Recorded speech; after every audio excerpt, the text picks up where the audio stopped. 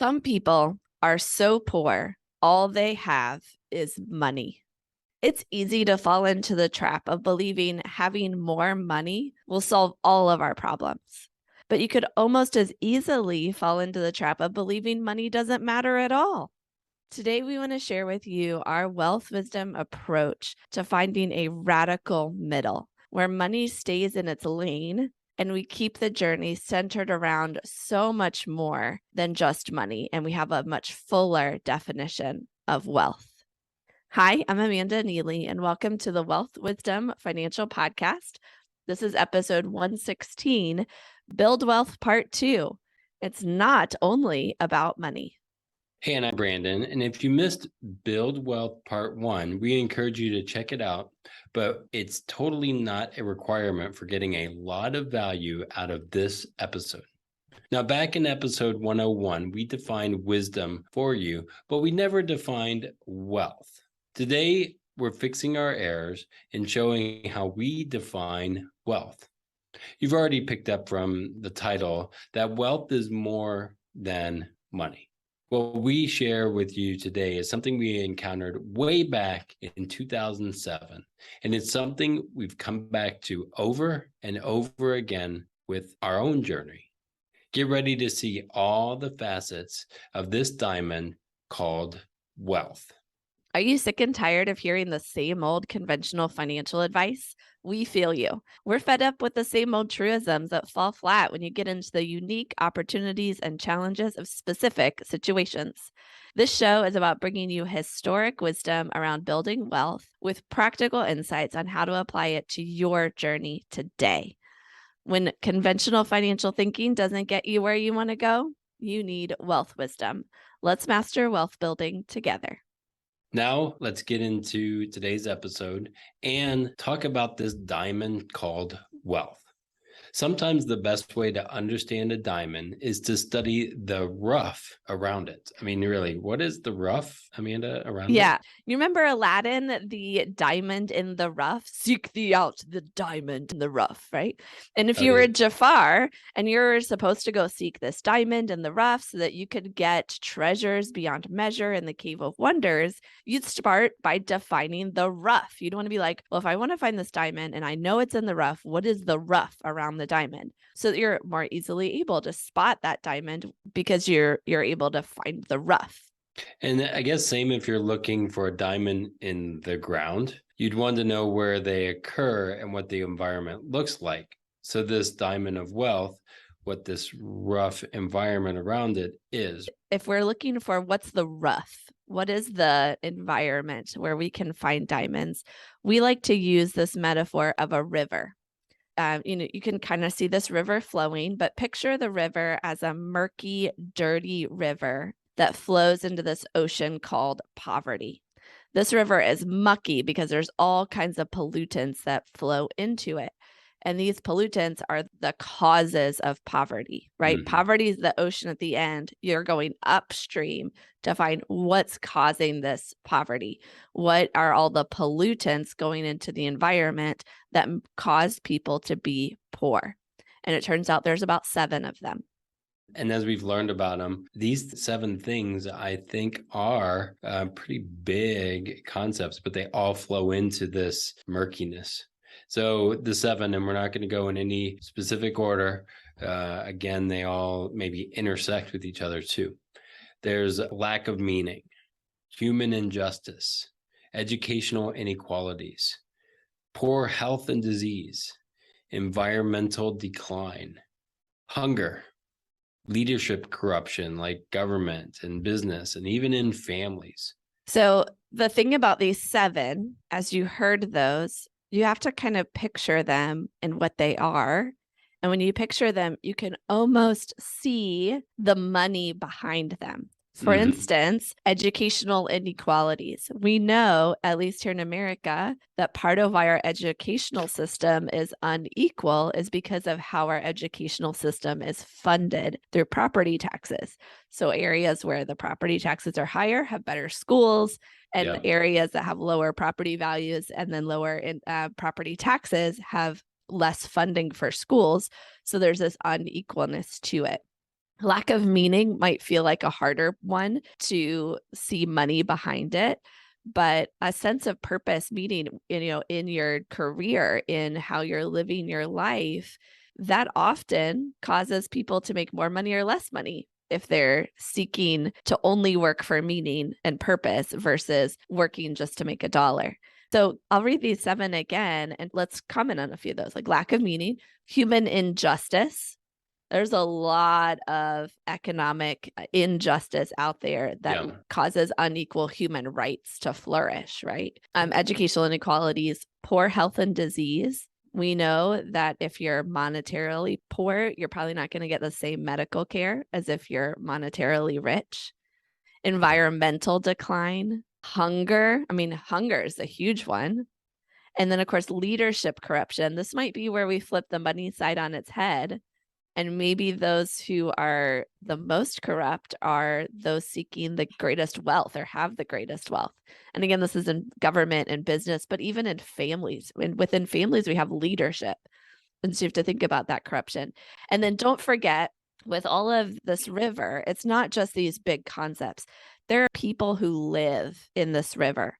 There are people who live in the ocean. And the pollutants that are flowing through here, these 7 things, are getting between the people. They create a wedge in our abilities to love, care, and respect one another. You can't just think of these big concepts. You have to think of the people that are impacted by them and how it causes division. Yeah. And sometimes even thinking about, human injustice, and we'll like point to that and not look at the other things and say somebody needs to do something about this and not realize that they're interconnected. And I think that's the hard part of figuring all this stuff out is we want to solve one thing, or we go and we'll symptomize it. We'll give a prescription for it and not go upstream to see why did this thing happen in the first place? How do we change that from civil rights movements to, just education in general, right?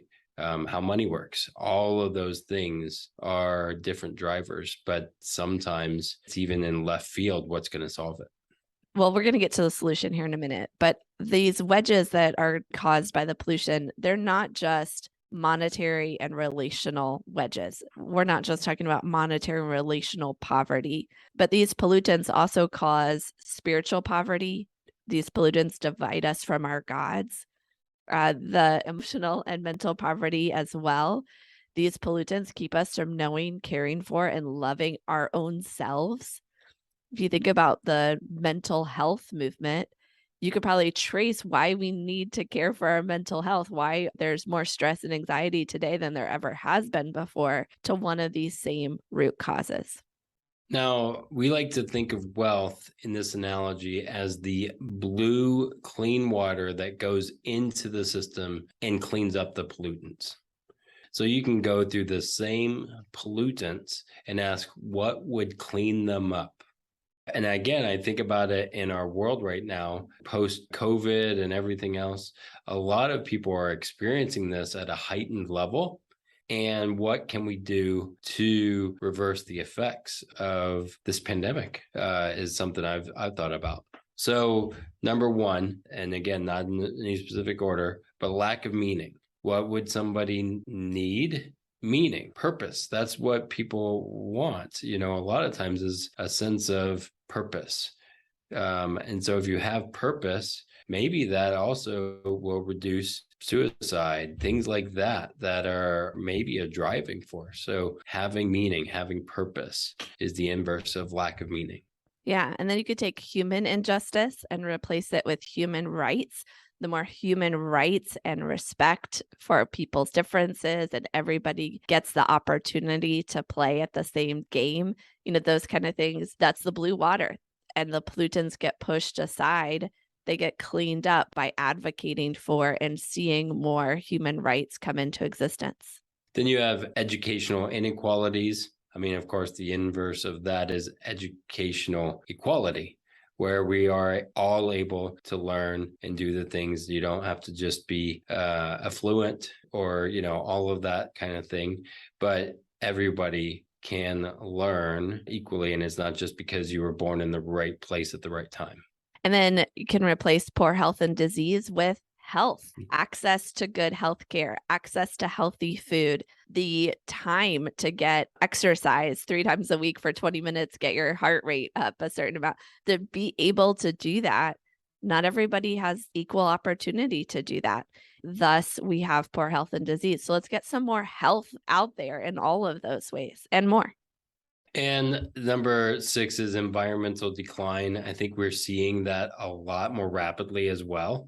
And again, looking at big business, looking at all this other stuff, is how are we becoming better stewards of the environment, right? All of this stuff is, again, interconnected. As much as we want to say we're all different and all of this, we have one planet that we live on, and we want to be good stewards. So by having that good stewardship there, it might actually prevent some bad things from happening to other people, even across the world, or other things that are important, or our own kids in the future. And I think this ties in really well with how these things are interconnected, because the next one is hunger. And we replace that with sustainability. And when I think of environmental stewardship, I think of things like permaculture and sustainable farming, that kind of thing. And guess what? That's probably going to also solve a lot of hunger. There can be the same blue water, the same solution, the same concept of wealth that helps clean up pollutants in multiple areas. And then finally, number 7, Brandon, you do that one. Yeah, I think it's one that we're very aware of here in the US. It's leadership corruption, and replacing that with leadership integrity. Now, I don't know about you, but I am really annoyed when election season comes along, because I feel like it's all about, well, this guy was corrupt, and that everybody is corrupt, apparently. And you can't even win on leadership integrity anyway. But how do we build a system about integrity and understanding, like, even within the politics, if we do our parts, it'll affect the other things. But there's a lot of greed, there's a lot of money in play that creates corruption, whereas what we need is integrity and some honesty. Like, some of this stuff isn't going to take like a 4-year term cycle, right? It takes longer than that. And so having some integrity in our leadership, in our businesses, in even our own personal business, that's what I'm hoping people hear from us, is we want to be business owners and leaders that are full of integrity. I will not try and change things because I want a sale or something like that. Yeah. And so, yeah, that underscores this leadership integrity is not just in government, it's also in business, in nonprofit institutions, and within our families too. And how are we leading with integrity there? And for me, integrity includes long-term thinking and not just looking for quick fixes. So as we start to look at what's going to clean up the pollutants, what's the blue, clean water? What does that look like? Don't forget, there's people living in this ecosystem, in this river, in this ocean. Can you imagine how much better they're able to relate with one another and create relational wealth? Can you imagine how much better they're able to develop spiritually and to focus on their soul and cultivating wealth there? And then emotional and mental health. Can you just see how much those improve? Emotional and mental wealth, health wealth, those go together, right? And then, of course, monetary wealth. Is it able to flow around more easily in this cleaner, less polluted water? That's something to think about, something to imagine. Let's get practical, though. Yeah. So how do you clean up the pollutants? How do you add more blue water into the ecosystem? I kind of alluded a little bit to it, but how do you create and build wealth in an economy that's murky, that's black even sometimes? Yeah, it's muddy. It's a very polluted place. That's not going to change anytime soon. It's going to stay polluted, mucky, almost like the Ohio River. So here's where we need to present 2 competing viewpoints. First, the predominant economic theory most of us have heard over the last 70 years is this: you get what you work for. It's officially called marginal productivity theory, but it's mostly summed up in the ideal that in our economic system. It's so efficient that it gives each individual who's involved in production the amount of wealth which they create. In other words, you get what you work for, and it's inverse. If you don't have enough, it must be because you didn't work hard enough. If you want $1 million, then produce $1 million of value in the world. Work harder, produce more. The economic system will reward you for it. If this theory is feeling a little far-fetched, it's because the last 10 plus years have caused many to question it. Marginal productivity theory is a large basis for trickle-down economics. Much of our current economic system has been built on this idea that the rich, they're the ones that create the value for society. And then that value is going to trickle down to the middle and lower classes, helping them have more money, more value for themselves. And yet, this theory has been put out there, but we've actually seen wealth inequality increase as we've thought the rich are going to create value and then it's going to trickle down. It ends up not trickling down, at least not monetary wealth. Now, we know people who are monetarily poor who have so much relational wealth, mental health, and wealth. They're spiritually way wealthier than some of the richest people in the world. But at least for monetary wealth, there hasn't been this trickle down. And the world has seen a huge increase in value over the last 40 years. Think back 1980 to today, 1982 to today, very different worlds. There's so much more value. But is everyone experiencing that value the same? I think the answer is undebatable. Yeah. I mean, looking at the big guys, and we all know who they are, the big uber wealthy, and how big they're getting.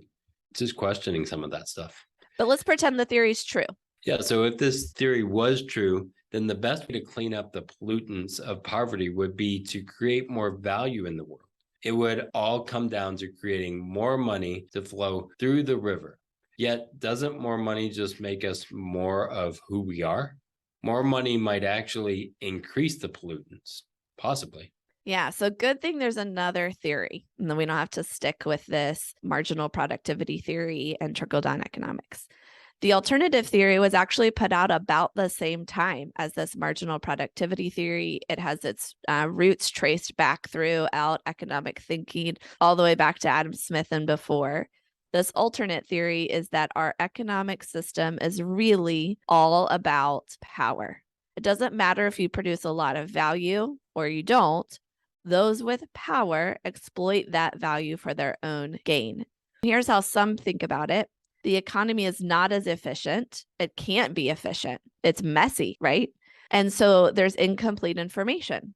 And when you have incomplete information, how do you measure the value created and compare it against someone else's value so you know how to reward them for it? When there's incomplete information about value, who wins? Usually, it's the one with the most power. So what would this theory of power say about how to clean up the pollutants in the river? Again, going back to what we started with. It would say to claim your own power, even if it just seems like a little power to start. Then keep growing your power. Power, again, is control, autonomy, authority, influence, mastery, and so forth. I literally feel like I'm in a video game in stage 1 trying to level up. Yeah. So you need to decide for yourself whether you want to trust that more value being created in the world will trickle down to you, or if you want to try to increase your power instead of waiting for that to trickle down. And if you've got a third option, we'd love to hear from you, but that's really what we feel like. You're going to wait for someone else to bring wealth to you in all of these different realms, or you're going to do what you can today and increase what you're able to do, your capacity, your ability, your mastery of building wealth in all areas of life. And you're going to keep going after it. Which would you choose? For us, we choose the latter. And we take from some very wise people in the world and take some of their advice. Michael Jackson stated this: start with the man in the mirror. No, you got to sing it. I'm starting with the man in the mirror, like that. I'm not. That's what we're doing. That. So some wisdom from Michael Jackson here. Start with the man in the mirror. Or the woman. Or the woman, yeah. Or Gandhi. Be the change that you wish to see in the world. He's a little bit more famous for sageness, but be the change you wish to see in the world. I think it all starts with us. And that's really our economic theories, right? So we invite you to create wealth in your household and all around you by seeking to increase meaning. Remember, we're starting with the woman or the man in the mirror. We're starting with ourselves. Don't forget about your kids for these. Start with, how are you doing this? How are you finding meaning and purpose? Do you know your meaning and purpose for your life? How are you advancing that? How are you moving? Totally forget about your kids, though. But for now, focus on yourself. It's okay to focus on yourself. Moms, I'm talking to you here. It's okay to focus on yourself. And maybe your meaning and your purpose are found in your kids. That's okay too. But make sure you've done that work. And maybe right now you can't devote a single minute of a single day of a single week to that meaning and purpose. What if next week you could devote 10 minutes to it? We're not talking about world changing, totally transform your life tomorrow. We're talking about adding a little more blue water into the murky environment. 10 minutes, right? Or if you're already spending 40 hours a week, like we are, doing a lot of purpose type work, how could you transform those minutes to have greater impact? That's what we're talking about here. Meaning, that's number one. Creating wealth in your own household is, again, looking at the human rights around you. What are those things? Educational equality, health, environmental stewardship, sustainability, leadership integrity. All of those things starts with us. And if we do those little things with just our little us personally, and then expand it, we can change the world. And this will reverberate so much wealth. And just see how much wealth you build: relational wealth, spiritual wealth, emotional and mental wealth, and monetary wealth as well. As you do those things, I would bet that a lot of things will come back to you. So to conclude all this meandering, talking about ecosystems and water, here's our focusing question for today. If you're ready to build wealth, what if you stopped thinking about money and you started thinking about meaning, human rights, educational equality, health, environmental stewardship, sustainability, and leadership integrity? Do you think spending some time increasing one or more of these areas of your life and the people that are close by you and your family and your neighborhood, do you think that would help you create more relational, spiritual, emotional, mental, or even monetary wealth? If anything, we warn against focusing so narrowly on money that you lose sight of so much more that you could have. We hope no one wants to be so poor, all they have is money. Awesome, Amanda. That was super powerful. Well, as we are getting better at promoting or sharing this podcast, as you noticed, our podcast, Wealth Wisdom Financial Podcast, has evolved, as well as our business name. So now we are Wealth Wisdom FP. If you go to wealthwisdomfp.com, you can see some amazing things, resources, stuff like that. But we can't do this, and we don't want to do this alone. We don't want to just talk to ourselves. And what we also forget is how much and how important ratings and reviews are. So we're trying to remember and say this, but we really appreciate when you guys write reviews. All you have to do is go to your Apple podcast or do all of that. If you've listened to a bunch of these, share something about it, because it really does help reach more people. And so we just got one from Jimmy E. And he said, down to earth and approachable. Great podcast with great content. I have been educating myself about becoming my own bank, and this pod is one to which I continue to return. That's one of the things I hope that you guys get from these episodes, is that we are just wanting you to be educated and to do and learn so you can build wealth on your own terms. And we're just going to be guides along the way and hope you get there. So if you, again, like this kind of thing, please write a review. Please share it. We would love to spread the movement. Yeah. And thanks, Jimmy, for that reminder. Jimmy, I'm talking to you right here. If you are looking to be your own banker, I think Nelson Nash, the guy that wrote that book, Be Your Own Banker, He talked a lot about other forms of wealth than money, and that seeking some of the things we talked about in today's episode is what makes you be a good banker for yourself. That leadership integrity talked about, but also all the other forms, your physical health, mental health, emotional health, all those things go into being a good banker, being a good financial steward. So thanks, Jimmy, for that reminder there. I've never And met Nelson Nash, but I do think he would totally agree with this episode, and he would have written about it in his Becoming Your Own Banker too, if he was still around. the other thing that reminds me is that we are doing this in community. We're not just putting this podcast out there. We love your ratings and reviews, but we also have time for you to come and get together with us and some of our closest friends to talk about things like, what does it mean to be a good banker? And how can I create lifetime income security? And so on and so forth. So we're going to let our good friend and mentor, Mark, share with you more about how you can get connected. Take it away, Mark.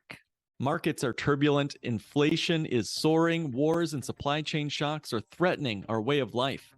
We hear it all over the news. There is nowhere to hide. But is it really true? Bad news just keeps getting dumped on you by the oh-so-average media. But we at Not Your Average Financial Podcast believe you deserve something better. We don't believe in wishful thinking or burying our heads in the sand, but we do believe in telling you like it is and showing you a way out. Could it be that there are some safe havens, opportunities, and even possibilities available in this current economic climate? Attend our virtual Not Your Average Financial Summit to know if there's truly nowhere to hide, and to discover strategies to help you win in any economy. So come and build up your financial reserve, fight back against inflation, save on taxes, and prepare for your future. The 2-day Not Your Average Financial Summit is happening virtually, so attend anywhere. Add these dates to your calendar now while it's fresh on your mind. It's going to be Friday, September 30th and October 1st, 2022. Each day starts at 1 p.m. and goes to 4:30 p.m. Central Time, so please adjust to your time zone. The event is absolutely free, but the tactics and strategies you'll get are priceless, and it's only made available to members of our Not Your Average financial community. So get exclusive access to our summit at notyouravagefinancialsummit.com. That's notyouravagefinancialsummit.com. See you there. Okay, we look forward to seeing you at the Not Your Average Financial Summit. I'm going to be doing a special talk there. I'd love for you to participate in. It's one of the breakout sessions, so I won't care if you go to a different person's breakout session, but please come to mine. And Brandon's doing a little bit of networking and stuff there too, so you'll get to participate in his awesome networking abilities. Again, it's notyouravagefinancialsummit.com. And I think you'll meet some people who are embracing wealth of all kinds that you really want to connect with, that are not, just people like us who are maybe talking about it, but they are practitioners, like finding other practitioners who are, putting blue water into the system as opposed to black water. Probably a good thing to find other people and ask them, hey, how are you doing it? So yeah, we saw the speakers lined up, and I can definitely say that the speakers definitely fall into that category. Now, be sure you hit that subscribe button, because you're not going to want to miss our next series. We get asked a lot of questions about our systems around money. We talk a lot here about how you think about money, kind of money mindset stuff. We talk a little bit about the practical how-to, but we haven't gotten too much into the systems. How do you create a cadence? How do you manage things? What's it practically? It seems like a lot to do. How can we simplify and make it easier? So we're going to be sharing some of that in the next series coming up to help you finish the year strong and start next year with those systems in place. So until next time, keep growing and protecting your foundational wealth in all areas so you're ready for the next adventure life brings your way. We hope you live long and profit. The topics presented in this podcast are for general information only and not for the purpose of providing legal, accounting, or investment advice. On such matters, please consult a professional who knows your specific situation.